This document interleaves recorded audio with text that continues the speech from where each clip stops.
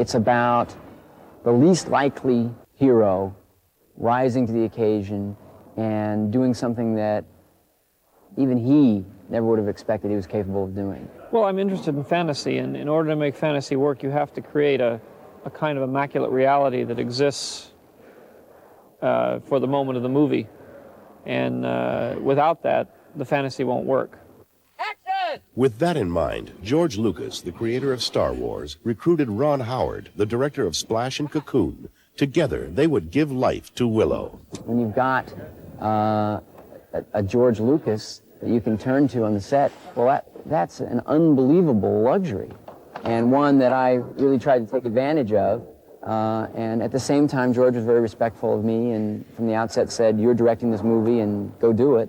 A film that's this big, it's like a Star Wars film. It's really beyond one person's ability to control everything.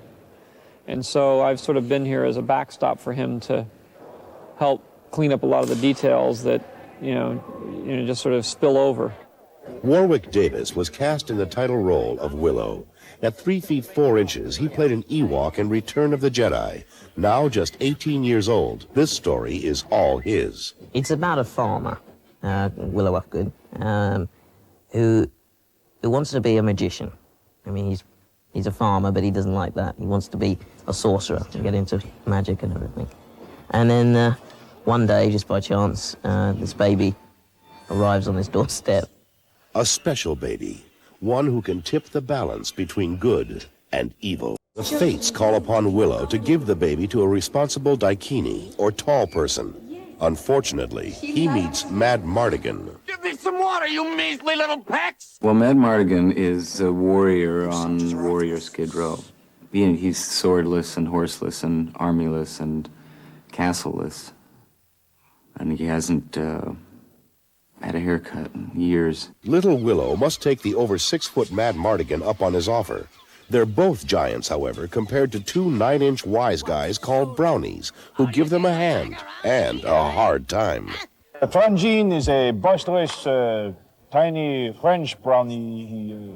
He thinks he rules the world. He thinks he's king of the world. Delusions of grandeur, and all these bosses his loyal friend rule around. And I am Rule, and I don't believe that the world should be taken so damn seriously. Obviously spoken by a brownie who has never seen the evil princess, Sorcia. There's something about Mad Mardigan and Willow and the effect of Elora Dan and the baby that sends her into confusion, and therefore she has this sort of crisis. I mean, she doesn't know whether she's having, what are all these good feelings, what's these feelings of love and everything. She gets very confused. But Willow isn't just a love story. What goes on here? It's also an adventure story, the struggle between good and evil, big and small. People come in all shapes and sizes in our movie. So one of the things that we were always playing with was that scale and the idea that I guess in the end, it doesn't really matter how big you are or what size you are. It matters sort of what you're made of and what it is you're trying to accomplish. Yet, as the producers discovered, the 9-inch actors who played the brownies proved time and again on the set just what they were made of. I want to complain about our accommodations, if I can right now. Will you look at this? Will you look at this? Thanks for chipping in for the Barbie Dream House, George. We're really thrilled with that. Look at the huge openings in there. I feel really secure leaving my valuables upstairs. 1 year ago, the countryside on the outskirts of London was transformed into a Nelwyn village, all built to scale for people under 4 feet tall. It was no easy task finding 225 little people all at the same time. Getting hold of people was difficult because they're not actors. They don't have answering machines, they don't have agents, they work or they're not at home. For nearly 7 days, the Nelwyn actors lived together, worked together, and played together. It was one magic week.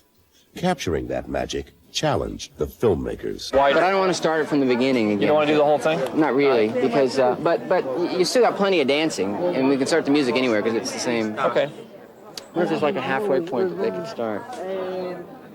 Good job. With the clock running, director Ron Howard was forced to make hundreds of decisions, big and small, each day. Are they going to do something different anyway, so? Yeah, all right, well, let's just do the whole thing then. Yeah, okay. 321, take one. A and B cameras. You got me, Mark? Yeah. Now here, move. Go slowly through and back again. The frame will come up with Okay, very good. I know a few secrets of the trade now. So it was really good fun though, because I was interested in magic when I was younger, and I'd sort of lost interest recently, but now I've brought my interest back again, and it was really good fun to learn it. I will now join them before your very eyes.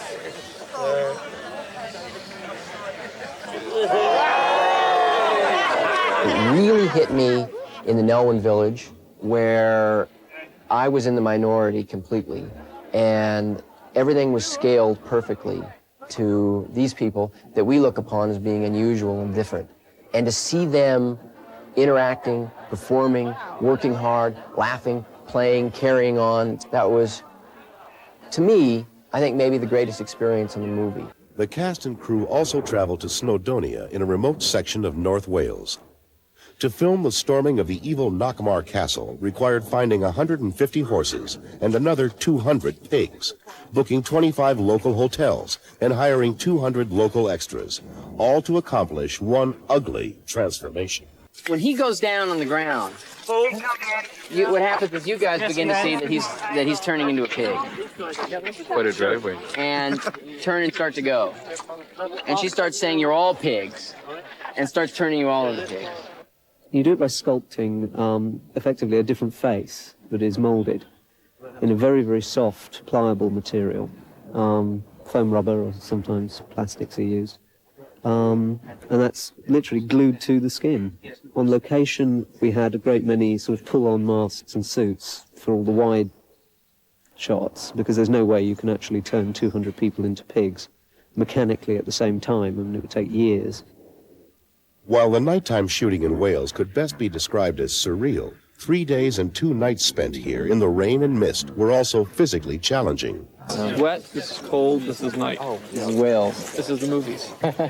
Although all exteriors of Knockmar Castle were done in Wales, the interior castle was a set built at Elstree Studios in London. Set construction began 7 months before actual filming. And action!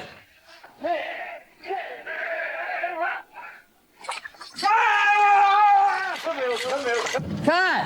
I used video assist for the first time in this movie. I'd never, ever done it. If that was blocked off there, maybe he'd be less inclined to disappear around that corner. Well, I didn't even seem to even go out. He was just obliterated by the three horses. Show Ron, he went out after 2 empty horses, but he dashed round the nearest point of exit, which was around there, I think. Well, I think maybe he'll do it this time without those other horses.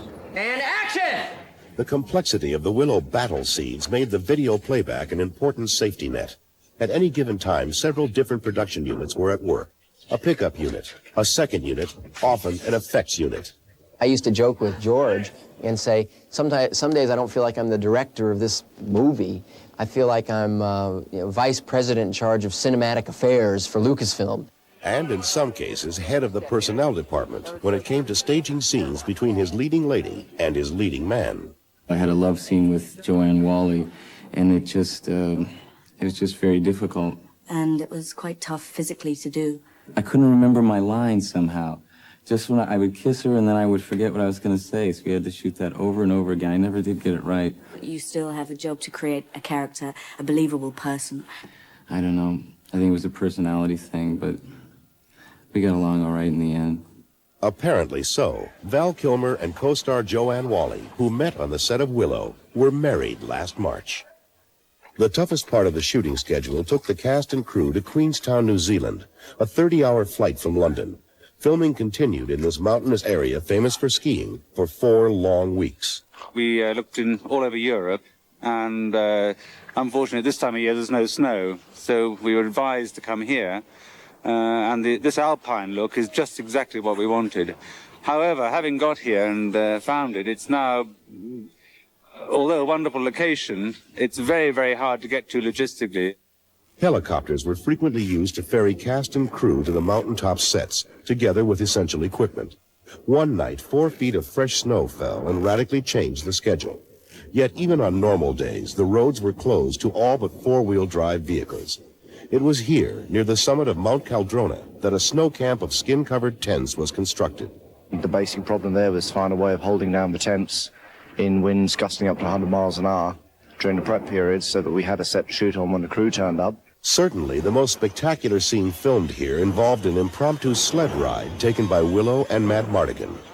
They did various rigs for this. They had a camera strapped to the front of the sled and a skier towing it down a hill. Started the camera, the guy ran off and the skier started skiing down the hill. It was a nice shallow gradient, so I was sitting there just acting away. This is easy.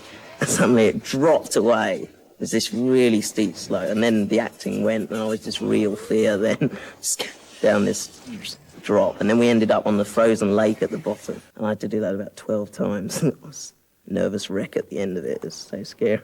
Because the story of Willow uses magic, the making of the film relied heavily on special effects. Hundreds of effects were added long after the film was completed. Other effects are achieved on location. Sometimes filmmakers feel it's easier to control their own bad weather using devices from wind machines to wave makers than to work in the real thing. Other location effects range from adding smoke to enhance a feeling of mystery, to using flamethrowers to create a fire-breathing dragon. Other effects have to be seen to be believed. Just come over here for a second. Let me just see if this is going to work. Action. Death dogs, fearsome, evil, terrifying, and in all close-up scenes, remote-controlled and capable of everything from snarling to bleeding. Draw back. Okay. Do a snap and then a draw back and then a lunge. We've also got 2 Rottweiler dogs trained to wear death dog suits, and that has been very successful, more successful than I ever thought it would be. Marin County, north of San Francisco, Willow finally came together as the film now seen in theaters. It is the home of Industrial Light and Magic, owned and operated by George Lucas. An unbroken string of Academy Awards for special effects testifies to its excellence. Special effects never make a movie. I don't make special effects movies. I make movies about people, and in order to tell a story, I have to use special effects in order to create the environments. The effects broaden the palette of filmmaking. And this film has a lot of effects in it. We're going to be way over 400 effect shots by the time we're done on it. Dennis Muren supervised the fairy forest sequence in Willow. Central to the sequence is the fairy queen, Cherlindrea. She's sort of a haunting figure. She's sort of a gaseous creature that you could say occasionally appears when necessary in the forest. Because she's shot separately against the black, we're photographing her greatly overexposed. So she's practically like you're looking into the sun. And then we're shooting her in slow motion, so she moves very fluid and magically. And then her costume is very lightweight silks that are being blown by fans, hidden all around her. The lights are being dimmed up and down in order to make her a little more difficult to see. When the crew moved the camera on a crane, Cherlindrea, isolated against the black background, appeared to move. ILM could now superimpose her over any background they wished. ILM filmed other actresses in the same manner as Cherlindrea, turning them into exquisite little fairies. We don't want you to think of them as neat special effects. We want, hopefully, the audience to feel transported into a time when incredible things happened and were taken absolutely for granted by everyone around them. Fire-breathing dragons, for example. This two-headed monster is actually a small mechanical puppet operated by a computer. The monster in this particular sequence has maybe 40 shots that it's going to show up in. The final shots will be a result of hundreds and hundreds of man-hours that will probably result in maybe 3 or 4 minutes of screen time in the final film. Other special effects involve making full-size actors appear tiny. One way to do this is to build huge, oversized sets. In most cases, however, another special effects process known as blue screen is needed. Our interview with the Brownies shows us how this is done. First, the actors were interviewed, literally in front of a blue screen. Then a suitable background was photographed, one that would relate the actors to their environment in an unnatural way. Next, the actors themselves are superimposed over the other scene. The result is the look of tiny people. Unfortunately, no special effects process can improve a bad attitude and a big ego. Step inside, and then you want to step inside? No, I can't. I'm too big. I'm too big to get into the little. All right. I'm sorry. It's not you. It's everything. I didn't mean to bite your head off. Willow proves that one committed person can make a difference. And the making of Willow proves that if enough people share a creative passion, they can make a very special movie. You know, Willow is a film that is remembered very fondly by a lot of people. Everywhere I go, people say they grew up with the film, which makes me feel a bit old. I think it's a film that, you know, if you watched it when you were a youngster, you could watch it again now, and it gives you that kind of warm feeling of familiarity. And I think the real key to the film Willow, though, is this idea of somebody being able to achieve something against all odds. So the character of Willow, he's smaller than everyone else, but he goes and takes on this huge adventure. He was the unlikely hero. And that's kind of true of the film in a way as well. The character is an unlikely hero. Me playing a character like Willow, it's very unusual to have a hero of a film being short. Normally they're tall, dark and handsome. You know, I'm not tall, I'm not dark. You give me the handsome bit. Let me take you back a bit to when I worked on Return of the Jedi. Working on a film for the very first time, I was enthralled about the process of making motion pictures. You know, where they put the camera, where they set the lights, why they did certain things. And with the money I earned on the film, I bought a video camera setup. Very primitive, nothing like what you can get today. And we started filming on Willow in 1987. I thought, well, I'll just document all of this. Go. I would film everything and probably annoy most of the people in the cast and crew, because wherever they turned, I'd have a camera in their face. What I ended up with was quite a unique perspective on the whole production process. You know, it was really my very personal point of view of what went on during the making of a film. And I think it gives a really great insight into the very sort of unglamorous side of filmmaking. It's good enough. You may want to negotiate with George. You know, he's working into the making of. Yeah. You brought your tripod? Yeah. So filming Willow was a great adventure for me. Some of it was exciting and fantastic, doing the stunts, etc. Some of the things I didn't enjoy quite so much were the horse riding lessons that I had to have, and then indeed the horse riding during the film, because horses are huge and they do terrify me a little bit. Val actually insisted on having the most feisty horse they could find, and he would bring that one alongside my quite docile horse and try and G mine up a bit as well, which I remember shouting at him about. The tavern sequence, I remember, there were lots of pheasants and things decorating the set, hanging up, and these were real birds, obviously dead.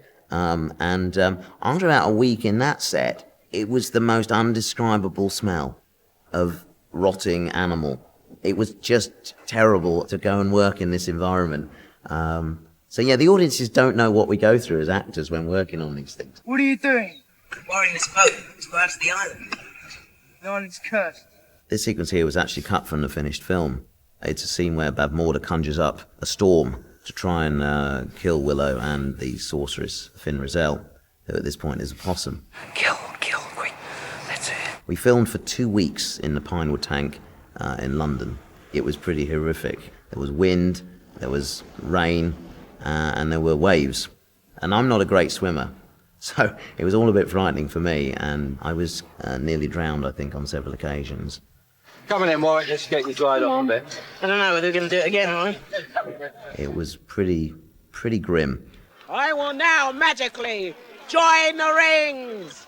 Willow, as kind of an amateur magician, an amateur conjurer. I will make this entire pig disappear. I was actually taught the illusionary magic by a very famous magician, certainly in the UK, called David Burglass, who's a brilliant sort of mind magician, but also a great illusionist, and taught me many tricks. I can't divulge the secrets, because as a trainee magician, you do take on that oath. But I learned how to join rings, I learned how to make things appear. A trick that I'm particularly fond of was the actual flaming arrow through the log, through my arm.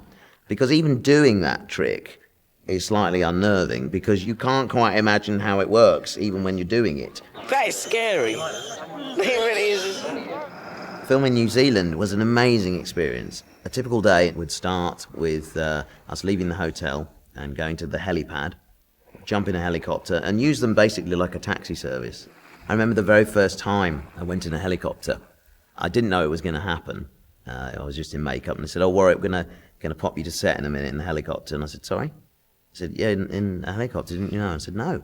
I remember the first time it lifted off, that feeling of literally just going vertically straight up was just so peculiar. But it's one that became just very familiar over the course of the shoot, and did save time, because people that had to go up by coach, it took something like 2 hours to get to the set, whereas for me it was 15 minutes, dropped off, and away you go.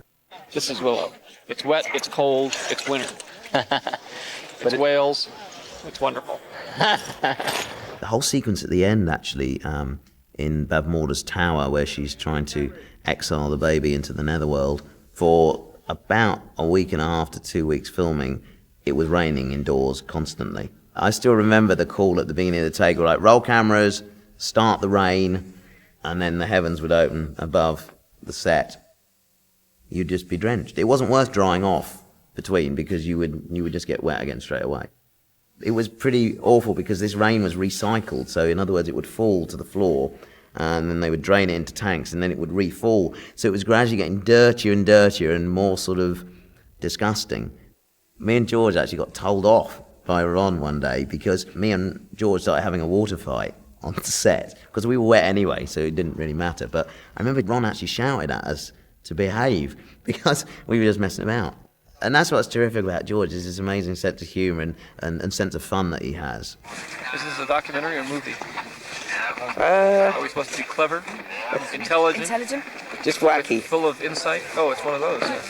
I was very fortunate to work with some really great people on Willow, in particular Val Kilmer and Joanne Whalley, who were my co-stars, my partners in crime. Joanne was, of course, lovely. Look at her, born a performer. Really bright young actress, and just a pleasure to work with. Val, he's a guy that I think generally people don't know too much about. He's quite an enigma. But getting to know the guy, as I did for 6 or 8 months, he's a really kind of kind-hearted, generous, very funny guy. I told you never to photograph me while I'm working. And I mean it. Sorry. Go back to your room. I'll call you when I need you. Yes, sir. Terrific. I do cite him as one of the reasons that I managed to get through the film in the way that I did, along with Ron. Val was just so great at keeping my spirits up at times when you felt broken because of the cold or the conditions, or you were tired. He'd never let me take things too seriously. Making movies is not pretty. He'd always be reminding me to breathe. In acting, when you do a scene, you sometimes actually forget to breathe, and you'll do your lines, and you kept going, you gotta breathe, you gotta breathe. That was one of his only notes to me all the time, was, remember to breathe. Yeah, he's a really, really great guy, and somebody that, if you don't know him, you would never know whether he was serious or not. I love it here. My favorite people are George Lucas and Ron Howard. They say Warwick Davis is coming out of the movie. They say he has an attitude problem, so I can't wait to meet him now. Action! Ron Howard is a director that I probably learned the most from throughout my career. He started life as an actor. I think that puts him in a unique position as a director, because he knows exactly what it's like to be an actor on a film set. And he knows what an actor needs from a director, and would always deliver that. Absolutely brilliant. We drew these storyboards for some reason. Yeah. Kind of pretty. I don't know what it means. Looking back on Willow now, I look back with great fondness and affection for the film. Also great pride as well in what I achieved, and also what everyone achieved on the film, because it's a huge team effort making a motion picture like Willow. It's epic, and it involves thousands of people all over the world, from the people that make the lunches, to the people that make the props, to the people at ILM who create the special effects. You become very close to people that you work with for a long time. Go! Go! You know, I imagine it's the sort of thing that soldiers experience. They go into battle together, and they come through it, and it kind of brings you together, and that's sort of what happened on Willow. We went through this great adventure together. There, shoot there. Like that. I'm glad I've managed to capture this footage, because, you know, otherwise these sorts of things are kind of lost forever. You know, it's really good to kind of see it again, I suppose, now that I'm dry.